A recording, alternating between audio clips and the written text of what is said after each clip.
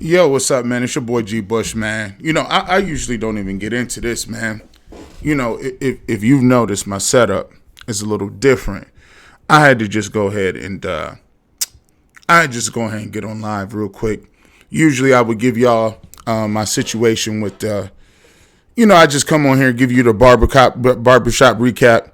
I would just go in here and do my thing and just basically give my slight recap with, how I give it up. Come on, do the pre-recorded thing, and just basically give what I thought of the game between the two teams. But today, I think I needed to do a little something a little different on this. Today, I wanted to go live, and I just wanted to check some stuff because I think it was really important. I think it's really important for the Cleveland Browns and as to what actually has been going on so far. So when you look at it from a standpoint, Browns Cardinals today, you look at the situation with the Browns and the Cardinals, and this was a game I've always told people that I thought the Browns were had a chance to lose. In the beginning of the season, I thought they had a chance to lose this game. Even looking before they started struggling with all the weapons they had. Even given that, I think the Browns always traditionally play bad on the West Coast. They definitely are a team that plays really poorly on the West Coast. So for me, it was a situation where it was kind of like I thought they could take this L, but it's in the way that they did take the L. I think it's more in the way of the way the L went down. I think when you look at it, it just bears witness that the Cleveland Browns, man, at this point in time, they got an issue. They're going to have a really major issue. And I know I'm deviating from what I usually do, and I know I'm deviating specifically from what the setup is, but I feel like, no disrespect to the Cardinals, I had to get right down to and talk to my Cleveland Browns people. I had to talk to the community because right now, what I've been experiencing on the radio station at 92.3 The Fan, what I've been experiencing is, I've been coming on trying to tell people in the pregame and the postgame. I've been trying to tell people, like, listen, it ain't about what you think or not. The win total of Freddie Kitchens, it boils down to whether or not you think that this dude is going to be the right dude to do what he wants to do. It boils down to whether or not you think Freddie Kitchens is going to be the right guy and the right individual to lead the Browns to where they want to go. Whether that's a 7-9, whether that's an 8-8, whatever that's going to be. And some people is disillusioned and keep thinking that a certain win total means something. They think that 8 wins, just because the Browns have been traditionally terrible, definitely means that all of a sudden now that you got these wins, 8 wins is better than what we've been doing before. But they don't understand the expectation level has risen because you do have a level of situations right now where the Browns' talent level is a certain level.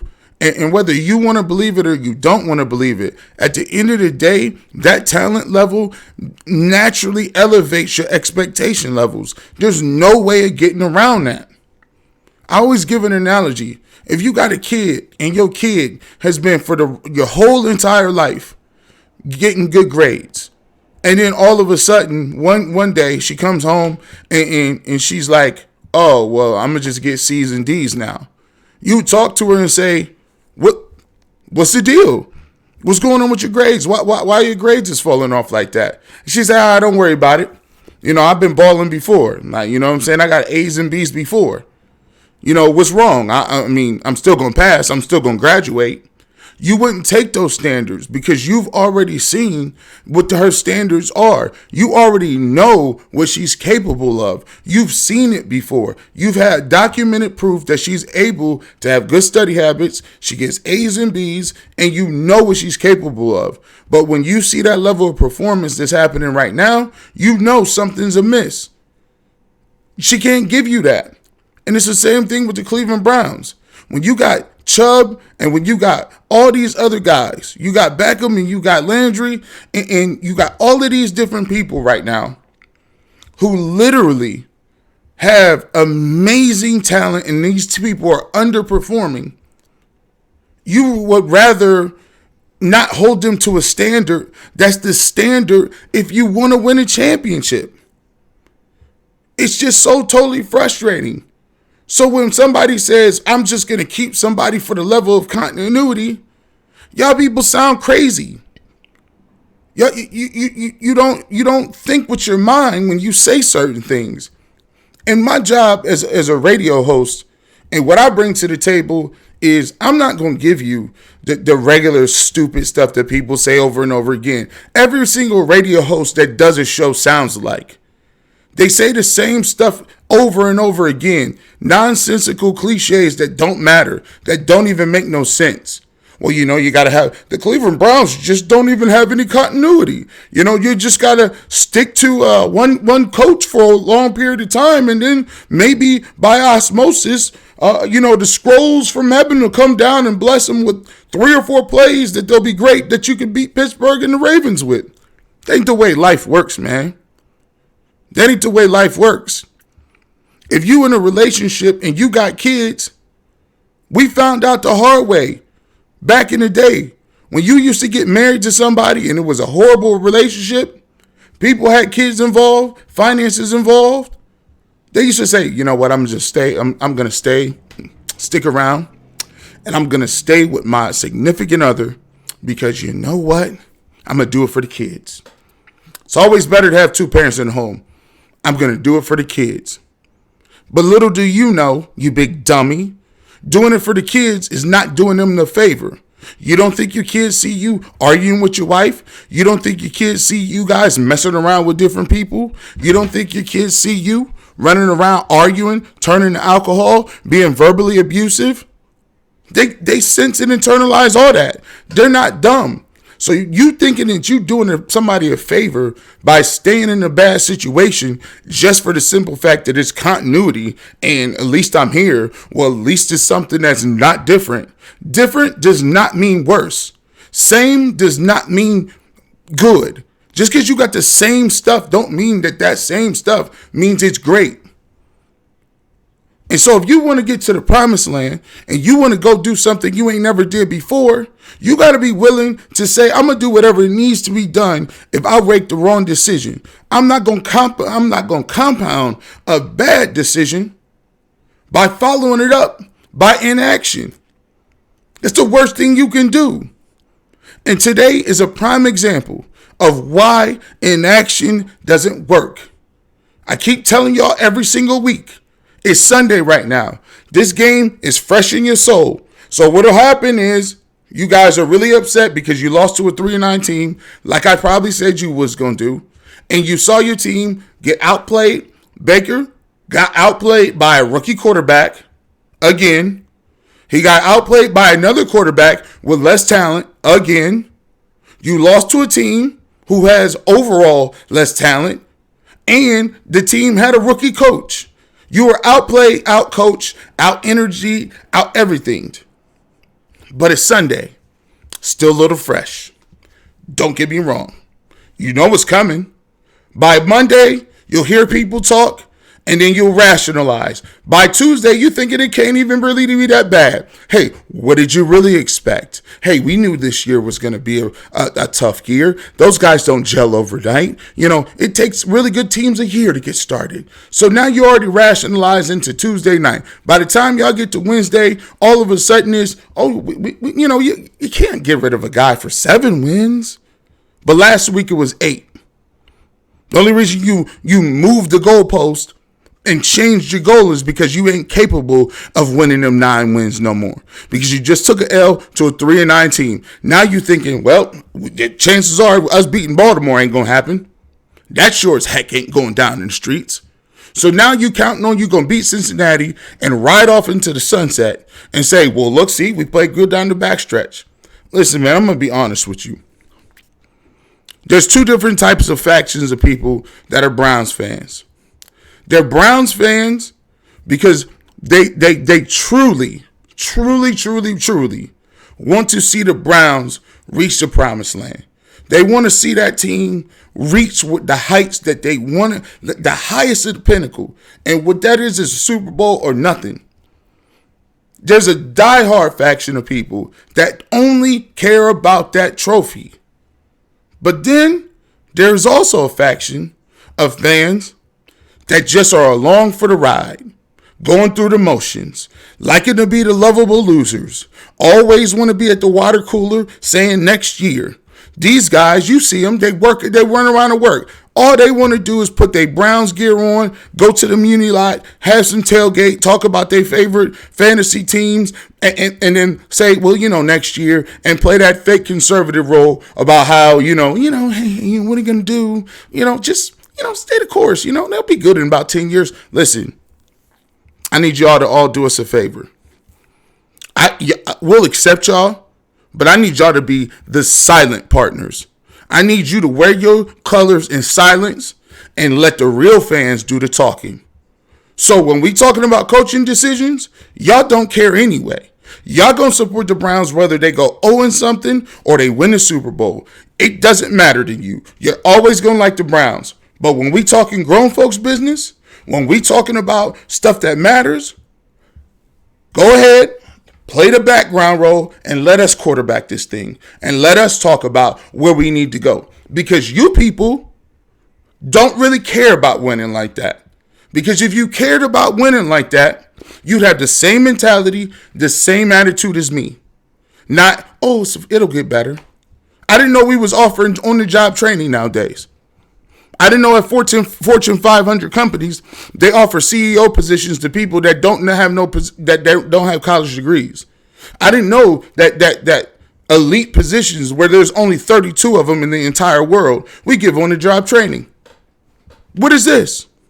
Like, you bring in all of this money. You allocate a third of your cap to receivers. You allocate a third of your salary cap to 2 receivers, and you target tight ends in the red zone. You got the best running back in the league.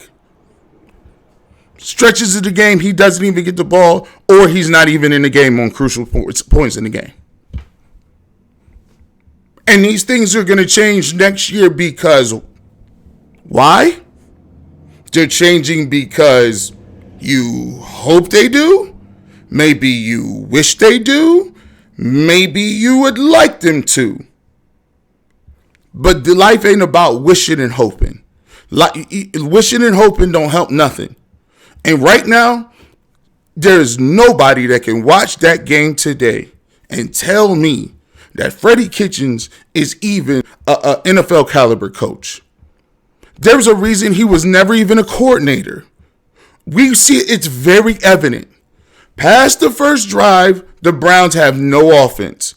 And that's because in the first drive, the other team doesn't know what you're going to run. You can run option. You can come out and take 5 knees in a row. They don't know. But they don't know what you practiced during the week. But what they can tell you is, after that first drive, we kind of got a good idea of what you're running, and you're not about to get that off no more. And guess what? You don't. There's fans at the house calling out your plays.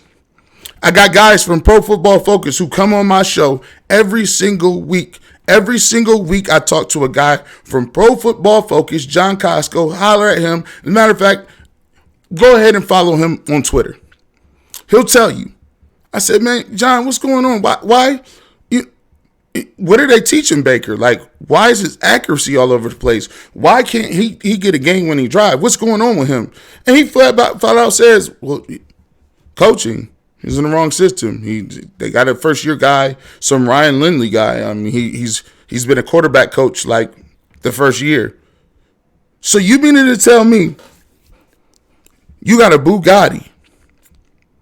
You got the rims, you got the souped-up engine, you got the leather ostrich seats, you got $1.5 million of mean, prowling racetrack machine, and you go get some kid from driver's ed from your local school down at Avon Lake to drive your $1.5 million car? That makes sense to you? Don't make no sense to me. on the job training, Job Corps, internship, work study, studying abroad. This is what we doing? That's how the Cleveland Browns operate. And for me, it's beyond breaking down X's and O's. I don't care. I'm done breaking down X's and O's. At this point in time, it does me no reason to break down X's and O's because we all see that there is no X's and O's. They go out there and put a football in the middle of the grass and say, go. Run straight and turn left at the street post and I'm going to hit you. That's their offense. Why am I trying to break down this? But what I am going to break down is these guys are making me hate my own team. As I was sitting there watching the game, I didn't even want to watch them. I didn't like, I just don't, they're not, I don't like watching them. They're not enjoyable to view. I particularly don't really like their attitude. I sure as heck don't like their jerseys. I don't like their colors. I don't really like their stadium.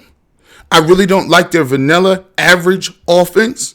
I don't like the fact that they give up. They don't play hard as the next team. I don't like the fact they don't make adjustments. I don't like the fact that every single person we get in this place looks like they got a curse. I don't like all of it. I don't like my quarterback's attitude. I don't like none of it. The only person I can sit here and say that I'm watching that I even completely enjoy is Nick Chubb. That's it.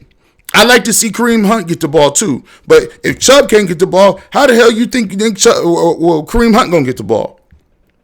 Right? How's that even possible? I don't even like watching these dudes. I just don't. So for me, I feel like it's Madden. I'm trying to super sim this year. I don't care no more. You know, I'll go on and talk about them, and y'all can have y'all's platform on my show. I'll do the Browns pregame show or post pregame and talk to Lima and Ken Carmen and bring on Daryl Ryder and Mary Kay Cabot and the whole gambit of people to prognosticate about the Browns.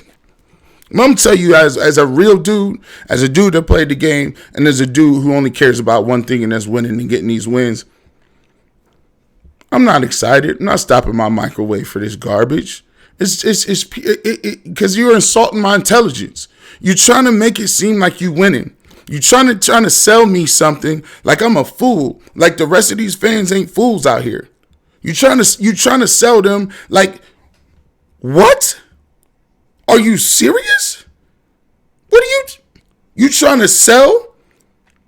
You trying to sell them on the fact that you ain't really trying to win? Because if you was really trying to win, if you was really considering winning, why wouldn't it be no sense of urgency? Because I'm going to tell you what they're going to do. They're going to bring Freddie Kitchens back. No matter what I say or what anybody else say, they're going to bring Freddie Kitchens back. You know why? They're going to bring him back.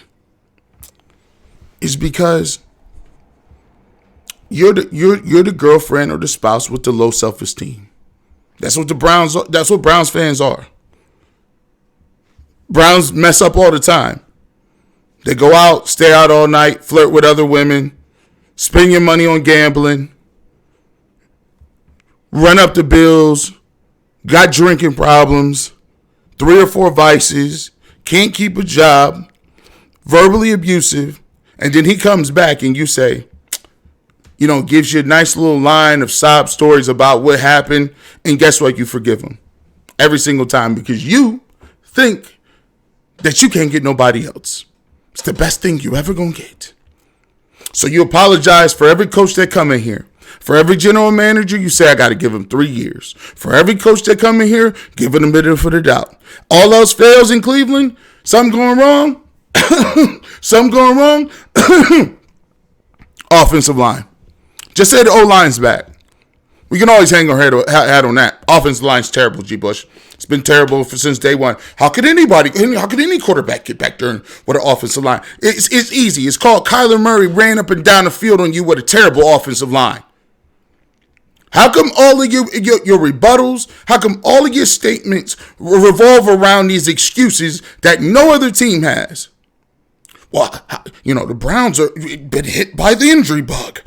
They're missing some of their best players. How could anybody deal with this? Oh, it's easy. They had a guy named Duck Dynasty for the Pittsburgh Steelers, who's a fourth-string quarterback. No James Conner, no Juju Smith-Schuster, and they came out here and embarrassed you too.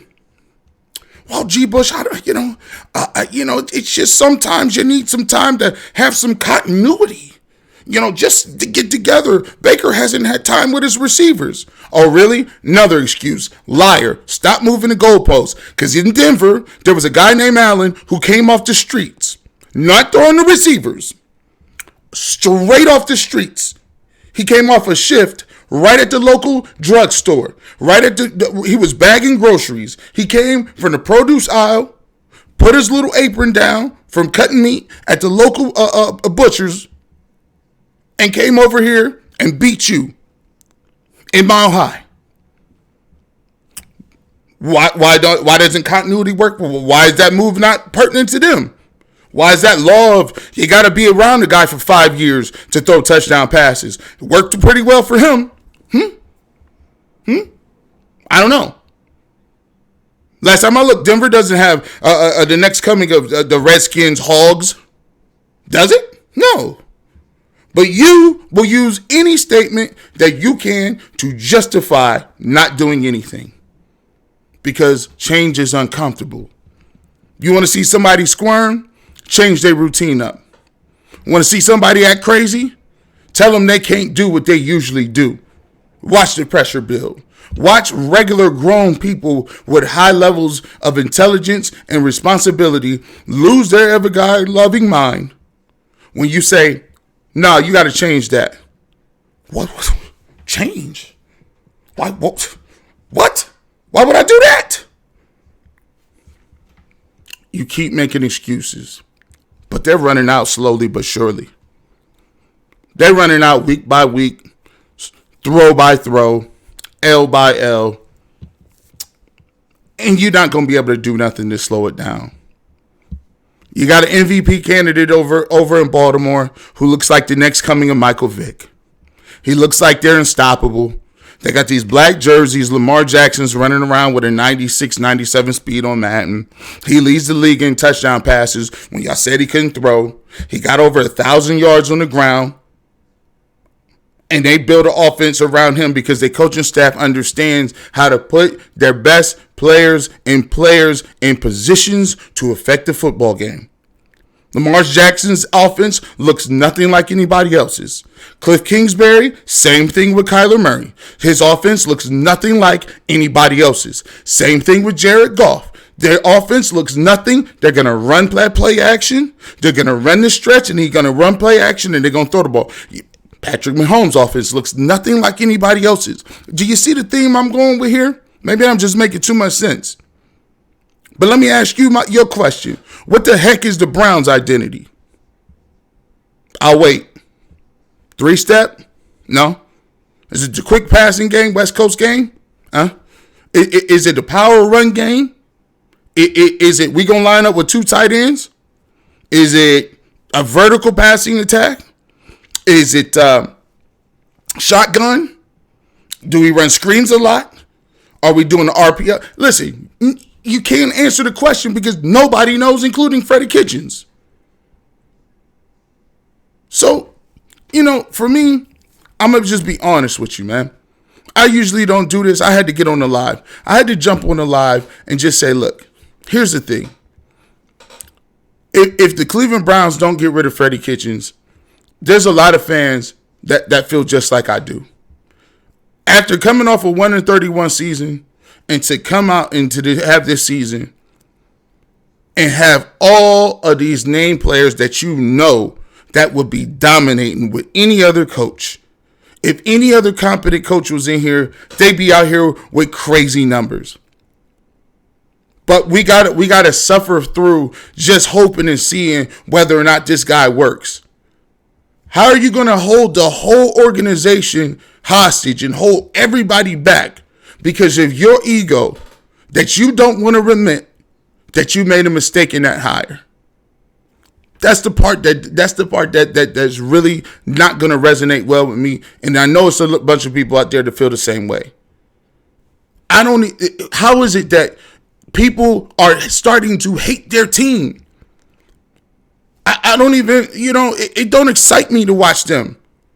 We losing to Marcus Mariota. He's not a starter. The Allen kid, we lost to the Allen kid in Denver. We just lost to Kyler Murray. He's a rookie. We lost to Duck Dynasty. Like, we losing, even when we beat the Jets, we played a third string quarterback with the Jets.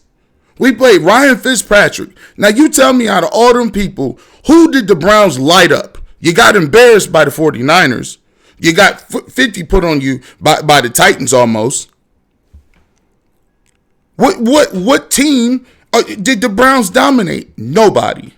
So listen, if you just want to say you like Freddie Kitchens and you just want to like his country sayings and you just want to wear your stuff and you want to wear your brown and orange and walk around and say, take pride in that the identity, at least you got the identity of the lovable loser. And people say, oh, you go to the airport and say, oh, God bless you.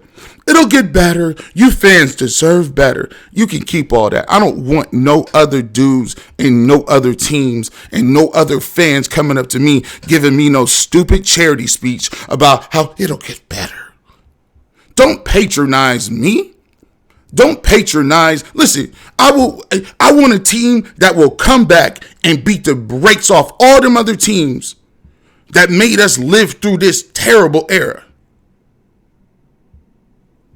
But first of all, you got to start standing up as fans and saying, no more. Y'all get year to year, just like the rest of us. You week to week, just like everybody. No more, I need 3 years to implement my plan. No. When you at a job, you got about 2 weeks to start learning something. You ain't got 2 weeks, you up out of there. Let you be in the year 2 and still talk about I'm making these mistakes. Man, you don't stop playing with you, and we don't get paid none of that money. But you got to hold these dudes accountable and say, listen, Mr. Haslam, I know you got the team. That's cool. But no, you're not going to cash free checks. Because what you're doing is cashing free checks. You better be wanting to win every year. And right now, we all know, looking in the mirror, that the Browns are not winning jack with Freddie Kitchens at the helm. As always, this is the Barbershop. Salute to everybody out there that's real fans, that's going to go hard, that's going to rep the Browns, and that's going to call and speak truth to power. Stop letting these dudes confiscate and tap dance around the situation and make excuses. Stop letting dudes do that. I don't care if it's a radio host, a television host, whatever. You got to give. I don't got to do nothing but pay taxes. I don't got to do none of that. I want to win today. If y'all want to wear y'all stuff and play cornhole while the game is going on, great. But let us talk about what we need to do to get the Browns to the promised land. And as always, it's the Barbershop. You know where I'm at. Deuces.